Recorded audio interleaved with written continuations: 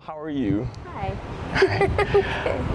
We're back again with another interview for the Creator Artist Talks. I just want to say thank y'all for all the support, for watching, for showing up, for the engagement, both here on YouTube and on Instagram and wherever else you found us.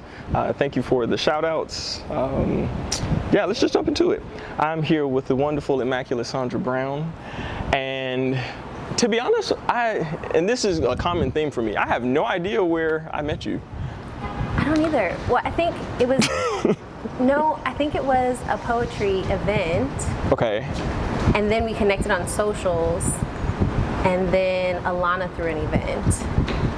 Sounds about right. No. It was the gala, the King's Canvas. Ah, yeah. Yeah. And then I was like, don't I know you? But we were already connected on socials. Yeah. Okay. Smooth. So. Yeah.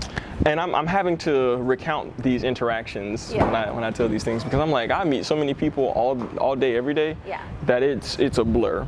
But regardless of that, I've seen your art. I've seen your push runs through the camera. I've seen your work. I've seen your push to be a part of the artist community here. And so I want you to give a brief introduction about who you are, why you do the things, and then whatever else you want them to know as we get started. Okay. Well, I'm Saundra Brown. I'm a new budding artist, but I have really enjoyed being a supporting artist for some time. So I've come in contact with the artist community through King's Canvas, through Kevin King, which I'm sure many artists in Montgomery have done the same. But in that time, I've grown the courage to kind of share my own work. I started really honing in on doing my own work when I was going through like a really tough life phase. And so, I think I'm still sitting in between that I'm a supporter of the arts and I'm an artist myself phase. Well, I think certainly you can be both at every level, right?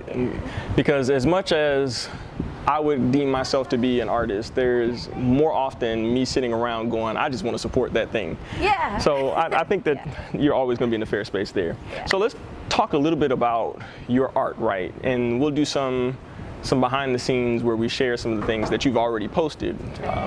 And then maybe in the future we can get some exclusive somethings. We'll see how that works. Okay. But let us know a little bit about what your art style is, if there even is a style, right? Yeah, so I definitely think there is a style that's coming along.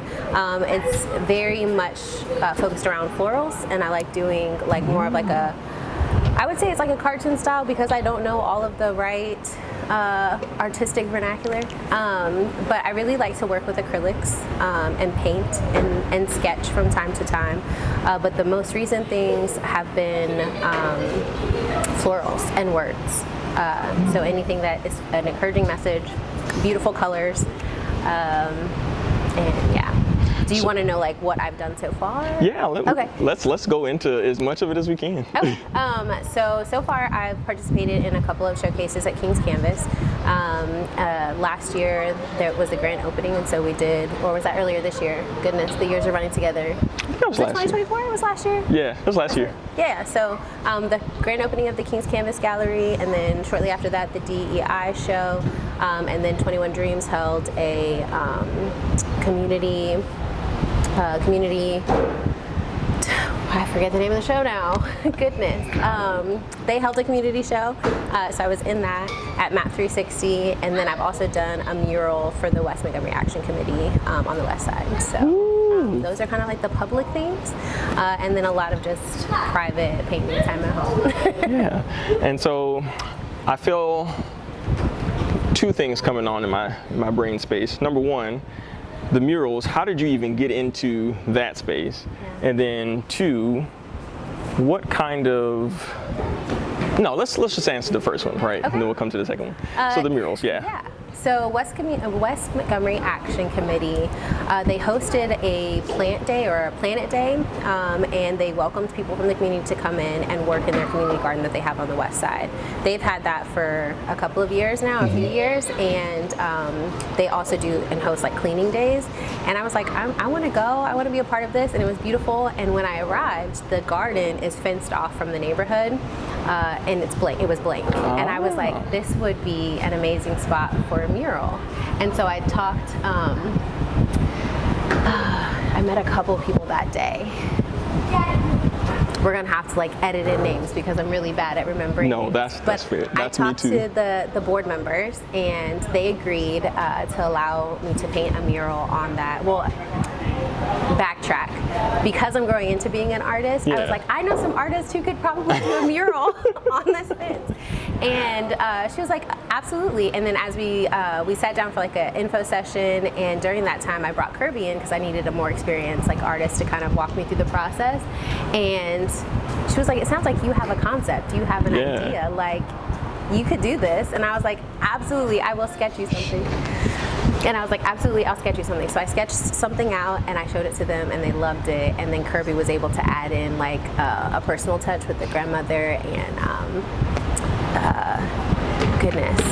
All the names are leaving me right now because there's a camera in my face. No, that's... But we were able to add in the personal touches. And yeah, so it started from just a spark of an idea and just kind of coming together with community members to, I was doing my first mural. No, that's huge ups to that. And of course, we'll go there, we'll capture some outtakes, some behind the scene B-roll, that's the word, B-roll, of that actual mural. That way we have it in there, and then we can just be like, all the things. That's it, yeah. Yeah. And then that second part of the question, because I don't think I've seen it in your art as I've known you, but have you actively included in the floral pieces or any of the other works, like the tangible, the physical flower, or something in that kind of mixed media space? Yeah, no. In my piece that I put in Map 360, I did do mixed media where I had some greenery that was added in and some pearls, but I haven't done any actual like florals. I have dried florals that I could use. Yeah. But no, I haven't. So we're looking towards the future for actual. Awesome. So tell me a little bit more about you in the community, your endeavors through your art, and what you want to kind of pursue as an artist. Because I started just doing it as a personal like piece practice, it has been kind of interesting plugging myself into the community. I don't have a lot of free time, and so a lot of the events happen in the evenings, so they happen during the day while I'm working my 9 to 5. And so getting out and doing all the social activities that come with the art community hasn't always been the easiest thing. And so I'm still trying to figure out what my place is like moving forward as far as like engagement, but I try to go to every art show and I try to go to every event that I'm able to. But really right now it is still personal practice. It is still like what I can make and create and then show via social media. And I want it to be something where eventually I can share like the peace and the calm that comes from just creating. Not necessarily for the skill of it, though I love that, but for the I don't know, the unplugging part of it.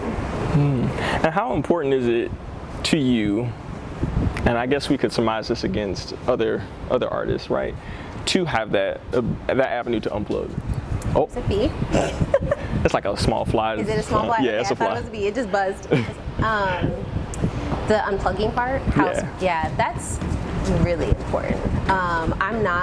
I used to think that I was an extrovert just because I'm a people person, like I love people, but I have a capacity, and so being able to unplug, being able to just be in my own space, being able to detach from, it sounds so mean, detach from socializing. I mean, it's legit though. Extremely important, especially because right now I think we're inundated with like social media and even the social climb. Like when you get into the art space, there is, I think, please keep that in there somewhere. I think it's really important to me to balance the busyness of being a mom, the busyness of life, with Grayson. No, stay right here. As y'all can see, the busyness of being a father, a mother, a parent, it's real, and and we're gonna keep it in here. We might as well. Keep it in. Keep it in. I beg of you.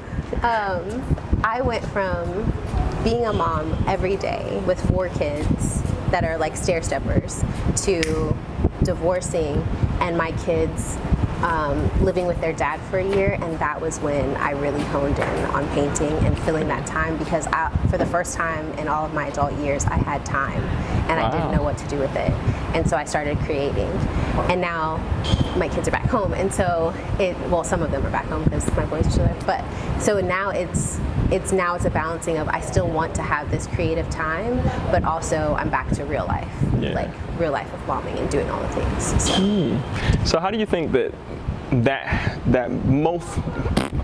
how do you think that moment of time affected your creativity, your ability to dive into things that way? Practically, having the space to just be still, having the space for my mind to allow the ideas that I've always had kind of flowing to come out. And then I think also, because I had the time on my hands, I ventured into spaces that I wouldn't have normally. Normally it was work, home, kids' activities.